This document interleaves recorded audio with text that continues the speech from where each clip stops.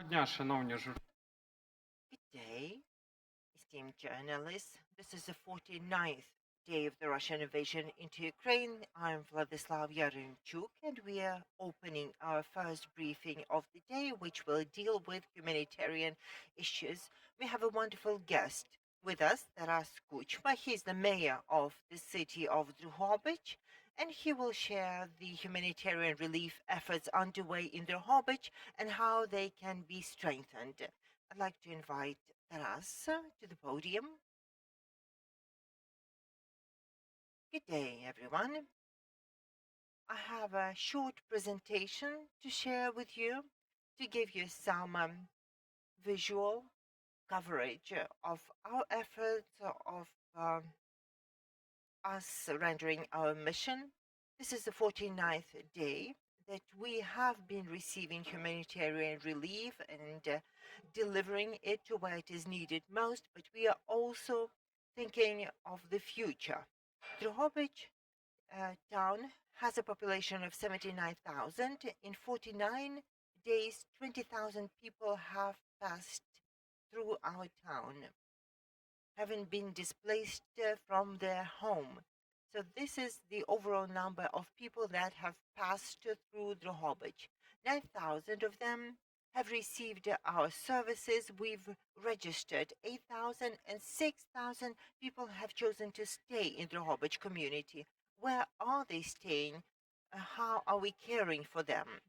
We have 28 institutions that we have adapted. These are the local and communal infrastructure such as culture homes, gyms, dormitories of the oil college of our universities.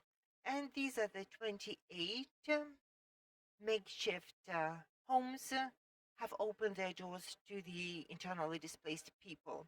Every day we receive humanitarian cargo from our twin cities, and this is something I'd like to cover in greater detail. From the first days, we have received over 900 tons of humanitarian relief, and now this has almost reached 1,000 as the number keep changing by the day and by the hour. We've received humanitarian relief directly. We were among the first because if you check the governmental portal, you will find major humanitarian hubs. And the two humanitarian hubs located outside Ukraine, outside central Ukraine, are Drohobych and Peremyshin on the Polish border, because all the humanitarian relief is channeled to Peremyshin, and then it is transported over the border into Ukraine, into Drohobych town, and then we relay the assistance where it is needed. There are other centralized hub, and over 1,000 tons of humanitarian relief has been processed, and there are an additional 370 tons distributed through local channels. We have received 7 ambulance cars. 3 were sent to the front line already, and the others are used to transport the injured from the area of operation into safer area. We've also received off-road vehicles, and they all went to the front line. Now, I'd like to discuss the way we cater to the IDPs, and there are very many children among them. And our kindergarten in Drohobych have put up 62 kids, and 410 kids have been given a place in schools to study. There are humanitarian hubs, minor humanitarian hubs that help the internally displaced people, giving out food, giving out essentials, but also trying to give them some um, entertainment, a way to cope with the reality. We have psychological counseling organized for these people. There are 40 psychologists who are offering psychological assistance to those who need it. So where is the cargo traveling next once we receive it into Drohobych? First, we delivered it to Kyiv, Fastiv, Vasilkiv, Bucha, and other areas in the Kyiv region, including Borodyanka. Then we switched on to Sumy, Kharkiv, Kryvyi Rih regions. A lot of aid will be channeled into the eastern regions of Ukraine, and Kryvyi Rih, Kharkiv, and Dnipro will be our destinations from which they will deliver the help onwards. I will not say much about the infrastructure because war be war, we are facing new challenges, and apart from caring for the people, we need to offer them jobs, and that is something we see as a critical mission for ourselves. Currently, the enterprises that were raised and are past reconstruction on the occupied territories or formerly occupied territories are trying to re-establish their operations on our land, and we are helping them reopen their operation and offer jobs. This is a very brief summary I had prepared for you, and I would like to thank and now particularly, I would like to thank the twin cities of Drohobych, Polish twin cities. I will not go on to list all the countries: Italy, France, Switzerland, Poland, Spain, Croatia, Greece, and Hamyang is a South Korean city. They have all helped in this humanitarian effort. And I'm afraid of leaving someone out because so many people have volunteered help. The presidents, the mayors of the Polish cities have reached out to us, passing the relief that was mostly needed. Thank you. All shall be Ukraine. Thank you. There are a few questions addressed to you. You have now gained extensive experience of handling humanitarian relief. What are the key challenges these days? Initially, well, it's always a dynamic process. Initially, the key hurdle was the border crossing, and we wanted to make sure we receive the humanitarian cargo and send it onwards. The challenge now is that it's very difficult mentally. When people come back from Irpin and Bucha, it is very difficult for them to cope with what they've experienced. When they've handed out the relief to the people hand to hand, they hear about the atrocities, the terrible plight that people have experienced, and the people coming home having delivered humanitarian aid need psychological support. And often we need some very particular medications like insulin and some other that are in short supply, but those are the medications people depend on. And we received requests from Novakhovka, but how do we deliver these medications to Novakhovka? How do we deliver these medications to people there? There are no logistical chains, and the Russian invaders foil our efforts to deliver these supplies because at best 30% of the convoys used to reach the people. The rest was looted and pillaged on the way. There are still many volunteers and volunteer organizations in other countries willing to send humanitarian relief, provide humanitarian aid. What would be your advice to them? Who should they get in touch with? Should they get in touch with the national government or the municipal government in order to deliver assistance and perhaps meet some needs? In Drohobych, many are willing to channel humanitarian relief, but I would like to discuss what's already been done.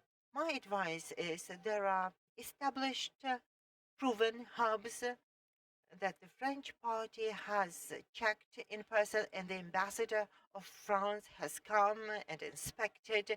He inspected where the humanitarian aid is delivered to the recipients, to the beneficiaries. And once these chains have already been put in place, there's no need to reinvent the wheel, but rather use the established logistical chains and centers and hubs that have already earned a reputation. And now on the 49th day of war, this operation has been perfected and is almost seamless, but there is a psychological hurdle because it's very difficult to witness the atrocities once the goods are delivered. The initial shock may have worn off, but the aftermath is still there. So I would advise going to the established hubs that have earned a good reputation. And the last question to you, perhaps looking into the future of Drohobych. Now, many people have moved into Drohobych. Some are staying there temporarily. Some may choose to stay in Drohobych. What's your vision for the future of Drohobych for the next few months and when finally the war is won? This will probably be very much the same for Drohobych as for the rest of the country. The war will be won and we shall definitely prevail. Firstly, we will stop being too tolerant, because tolerance to evil has triggered the war that we are suffering from. When I mean we should be intolerant, we should be intolerant to everything born by the Russian world, as we call it. It's not the Russian culture, but the petty use when everything is reduced to some mythical idea, and these mythical ideas are spreading like a virus, infecting everything around. Drohobych shall remain and always be a Ukrainian town. We'll become kinder after the war, but less tolerant to evil. And we shall not tolerate any manifestations of hate, humiliation, and justification of these actions. And thirdly, we will be one of the richest country, and not just economically, but spiritually, because what Ukraine has gone through, what Drohobych is now experiencing, what all of us feel these days as we hear the stories of tragedies of Borodyanka, Bucha, Irpin, when we see the tragedy of Mariupol. By the way, a lot of babies were born from Mariupol. Baby girl was born today. There are a girl from Bucha and Vasilkiv that were born in Drohobych recently. So this new life is born, and our objective is to protect this new life and give them a new country.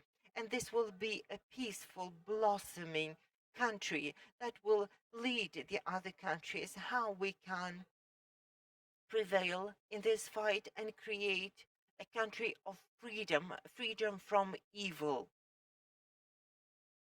Let's believe in the bright and free Ukrainian future. Thank you, Taras. We do have a question. I'll pass the microphone. I have two questions, if I might. Let's talk about the humanitarian relief. It seems that there are several disparate centers receiving and distributing the central funds, the municipal funds. It must be an impact of the decentralization reform that has happened in Ukraine. So is this a pro or a con? And secondly, what would you tell the foreigners or the foreign organizations that have come under the impression that Ukraine has enough? And this is perhaps peddled by the Russian narrative. To address your first question, I would say that it is a good thing that there are many diverse humanitarian channels. Some deal with specialized humanitarian relief, some sustain major scale operations, and they all have a place. In Drohobych, we have a unified coordination center helping coordinate the effort and deconflict all these efforts to make sure the relief is delivered effectively. So I believe it has to be a combination. There should be freedom given at the bottom so that people could implement the initiatives. And if people want to help, they should. There were grannies bringing all their produce. They've stored some carrots for winter and they wanted to bring them and donate them. This is also humanitarian relief, and it has to be coordinated and be channeled where it's needed. But at the same time, it has to be directed and it has to be coordinated. It won't be like taking it up, but directing it where it's needed most. So we need to coordinate top-down and bottom-up efforts. And coordination should be seamless. And to answer your second question, let them come and see. Let them look people in the eyes who've lost everything, who have no homeless, who have no money, they have no bar of soap to wash themselves with. We provide them with all we can, but for 2 days, we've received yet another influx, yet another wave. Last week, there was a recession of a kind, and we would receive 9,000 people a day, and they stayed on in Drohobych, but now we're seeing the new influx. We receive 200, 300 people every day. They come from Izum, they come from Dnipro region, and they come from Kharkiv region. They are coming from Chuhuyev, they're coming from Izum. People are pouring in from there. And for some reason, we're seeing a lot of people fleeing Luhansk region. We are seeing them in mass. And I'd like to say, so far we've been able to provide for them. We've created a pool of reserves to be able to deliver aid to these people, but it is scarce. Take me at my word. Every day we receive 200,000 tons of humanitarian aid that is distributed among the people staying in Drohobych because they have nothing that they brought with them. Some people were slightly better prepared, but now people come with nothing, no possessions, and they're also very depressed and they need psychological counseling badly. Thank you for your answer. Thank you for giving us insight into the operation of humanitarian relief in Drohobych town. Thank you for sharing these examples with us. Thank you for your stories. Thank you. And the last thing I would like to say, I would like to thank our twin cities very strongly, because together we will achieve our common victory. And I really hope